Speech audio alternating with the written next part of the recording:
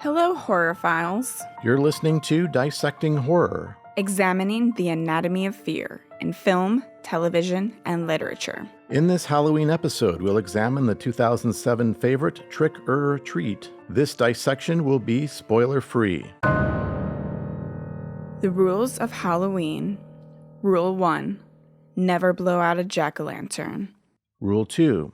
Always pass out treats. Rule 3. Always wear a costume. Rule 4. Always check your candy. It was cheesy but very in sync. 5 interwoven stories that occur on Halloween. An everyday high school principal has a secret life as a serial killer.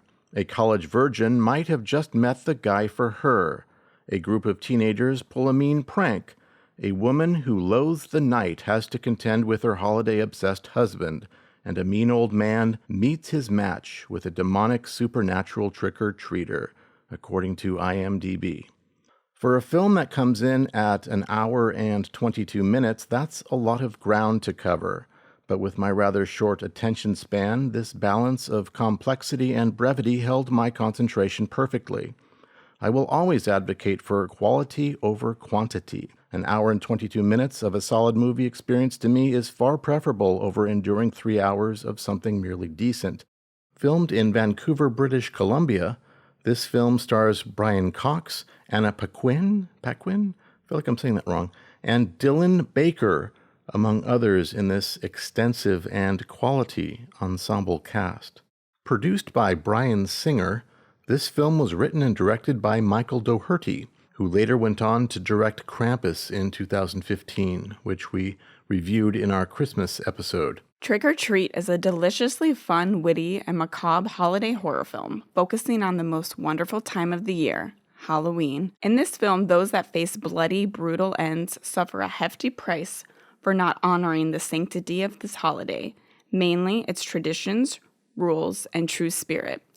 While there are many monsters in this film, both human and supernatural, the most iconic and only true constant in all 5 storylines is the oddly adorable, creepy, and merciless Sam, in homage to the holiday itself, Sam Hain. While at first he seems to be a child trick-or-treating, the true nature of Sam is something far more malicious, representing Halloween itself.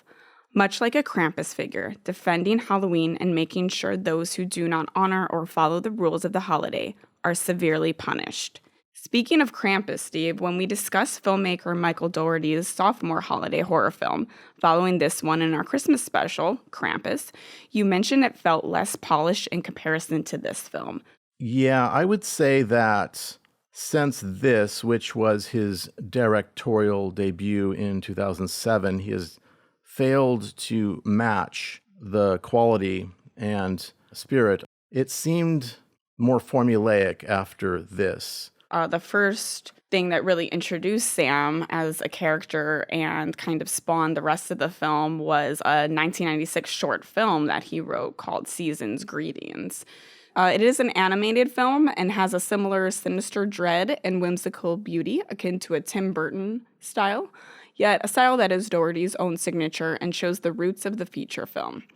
And then from there, he stated that the film that we saw, Trick or Treat, had about 18 variations of the script. I doubt he probably put as much time and passion, definitely not the years, into Krampus. Hopefully, I would like to see him turn it around and, put that level of care and creativity and just genuine spark. Like, this really just captures the Halloween spirit in so many ways. I think that's key because the other film that he directed was Godzilla, King of the Monsters. And as a writer, he has been, I would say, more prolific, having penned, is that cheesy to say? He penned many a screenplay. No, that's accurate. Anyways, he penned in some participating capacity X-Men Apocalypse, X2, Godzilla vs. Kong, and Superman Returns. And all those are pre-existing franchises. And when you attach somebody to something where there's probably another half dozen writers and so forth and a bunch of other people in a bigger studio capacity, it's just going to be more stifling, and I think that's what we're seeing here. You brought up Sam earlier. Like, of course, that relates to Sam something that I have no idea what you're referencing. Sam Hain? That's like what basically Sam Hain is Halloween. Or the roots of what Halloween once was. So Sam Hain is just the character in this story. Sam Hain was what the holiday was called. Really? Yeah. But it was your, not condescending, but just like assumption that I would have any idea what Sam Hain, and it was like, I've never heard that in my life. That made me think that people listening to this will probably think or ask the same question. Okay. Why? Is that a person, or is that just a word that happens to be? Sam himself is a good iconic sort of reference and essence of Halloween itself, being named Sam after Sam Hain, which is a holiday observed from sunset on October 31st to sunset on November 1st. Sam Hain was first observed by Celtic pagans, which marked the Celtic New Year, the end of summer, and the end of the harvest season. It also signaled the beginning of winter, which they associated with death. On this day, the Celtics believed the veil between the living and the dead was especially thin. This allowed spirits of the dead to visit the living. An anthology, by definition, is a series that presents a different story and a different set of characters in each different episode, season, or segment. These usually have a different cast in each. With that said, being something of an anthology within itself, with its 5 intertwining stories, I could totally see this as a successful Netflix series. One thing that Trick or Treat really does well, I notice it's sort of representing Halloween through the ages and how it changes from when you're a kid to as you grow older. It really covers what Halloween looks like through many different eyes. To quote Michael Doherty, the first story with Dylan Baker and his son is about how you're introduced to the holiday.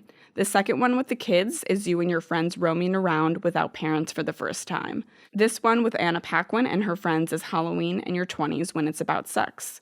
The final story with Brian Cox is Halloween in your twilight years. It's the Scrooge of Halloween. It embodies everything I love about my favorite holiday. It's fun, scary, creative, twisted, and irreverent.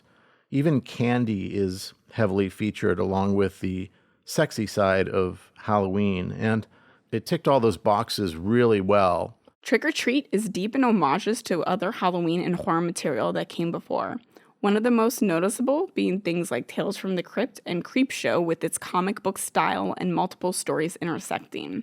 I am surprised there aren't more movies specifically about Halloween, and it's not just ones incidentally taking place on Halloween as a sort of side detail for ambiance. Even the John Carpenter classic Halloween does not actually have much to do with the holiday at all. We wanted this episode to be Halloween-centric and something that captured the essence of Halloween itself. You can't get much more spot on than this film, where the spirit of the day is honored and defended by a fleshy, demonic, pumpkin-like entity that bridges childlike innocence and a brutal reckoning. Of course, John Carpenter's classic Halloween is a worthy Halloween watch, and my personal gateway drug into horror, as I like to call it. It does have a nostalgic place in my heart that makes it fun to watch every year. Still, as you mentioned, it does have less to do with Halloween itself and more to do with Michael Myers simply being evil incarnate. This film has layers and an unconventional structure. Watching it for the first time, you perceive events and characters in a certain way.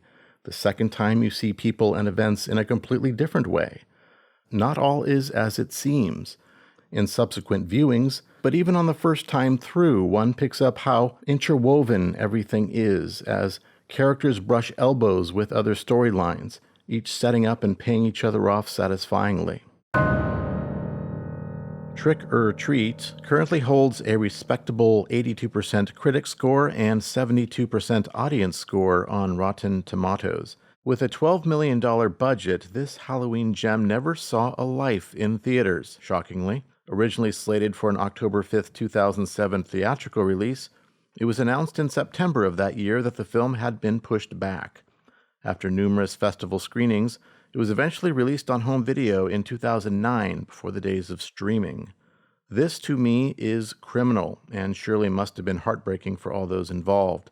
Considering its production quality and rare story caliber in this horror landscape, I cannot fathom why a theatrical release was averted. Maybe the studio or, distributors didn't really fully believe in, enough to let him make the film, but I don't think it was anticipated how well it would have done. And there are fairly known, respected actors in it too. So it's not like it was a total unknown names all around. But yeah, definitely it's a shame that it didn't get that initial theater release. But it's definitely become a cult favorite. And horror conventions, you still see little kids dressed up as Sam and merchandise everywhere. It's definitely become connected and almost a symbol of Halloween, which was the original intent, but probably not what they ever dreamed would actually happen on the scale that it has. I think it slipped under most people's radars at first, but is ever further finding its rightful place in horror fans' hearts with each passing Halloween. In October 2022, Michael Doherty revealed that he was in active development for Trick or Treat 2 with Legendary Pictures, although the film had not yet been officially greenlit. IMDB currently lists it as being in development, with no other information available. Maybe he's busy with other projects, but again, this is something he said he was developing and then seemed ready to go forward for over 10 years now. So, there's so much love for it, and as we said, it is kind of his best film.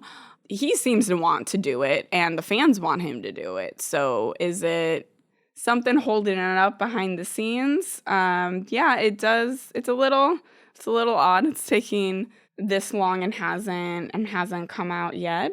I don't know, budgetary limitations, even that. There's so much merchandise. They have to be making a lot of money just on the merchandise. Spirit Halloween has a whole trick or treat line. A lot of different companies do have officially licensed.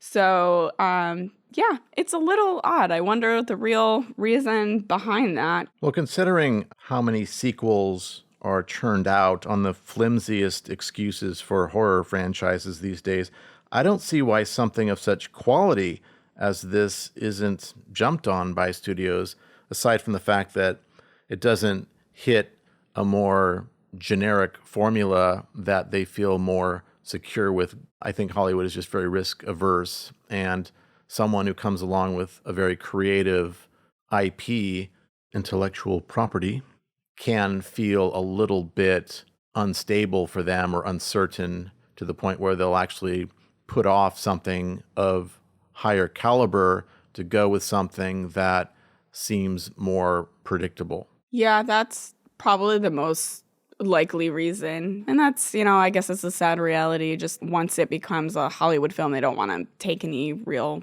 risks with it. And really, it doesn't seem like it would be much of a risk because there is a pretty healthy fan base. And probably most of the people who went to see Krampus were because of Trick or Treat as well. So it's kind of been proven again and again that the fan base is there. So hopefully they take a chance on it one day.